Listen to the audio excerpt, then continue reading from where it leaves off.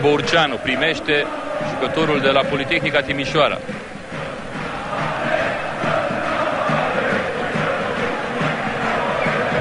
Tamaș pentru Răzvan Raț, care reușește preluarea, poziție corectă pentru Raț. Raț intră în careu, Raț continuă acțiunea, Mutu, gol!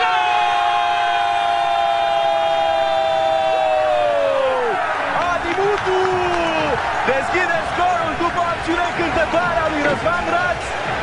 Era nevoie de inspirația lui Raț și de momentul magic al briliantului pentru a reuși să înscrie în poarta Bosniei.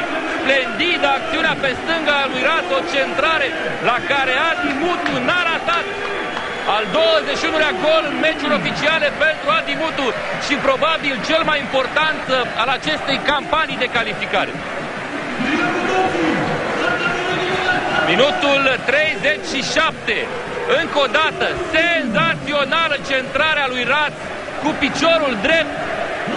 Mutu din plonjon trimite de unde a venit portarul și Hasagic scoate mingea din plasă.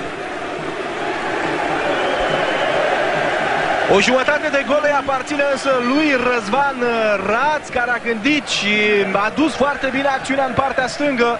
S-a cerut offside la Mutu, dar jucătorul Fiorentinei a venit corect. Poziția lui era una regulamentară. Tamaș. Mutu caută o poziție în care să primească. Sunt Mărtean. Mutu, Mureșan, excelentă pasa pentru Raț. A plecat Marica perpendicular pe poartă, mingea pentru el, Marica, gol!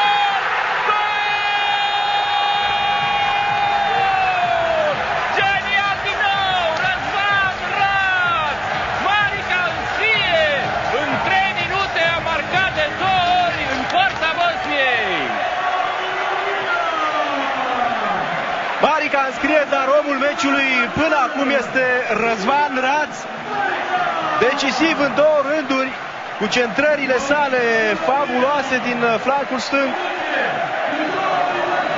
Excepțională centrare, excepțională, a dat una cu dreptul, asta cu stângul.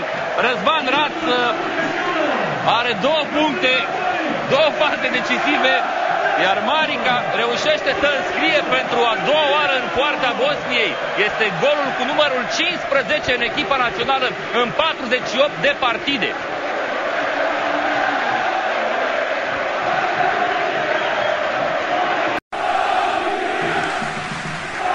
Nemaipomenită atmosferă pe Giulești.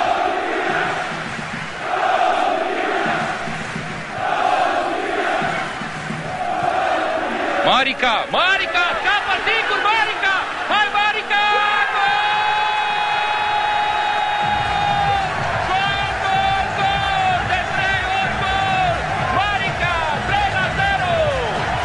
Bosnia este în genunchi, 3-0 în minutul 55.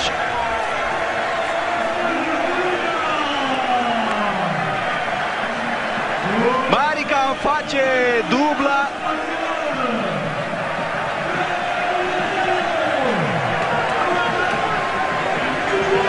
Minutul 55, Marica reușește dubla, nu avea nicio dublă în meciurile naționale până acum în toată cariera lui, a marcat 14 goluri înainte de acest meci și iată prima dublă reușită de Marica.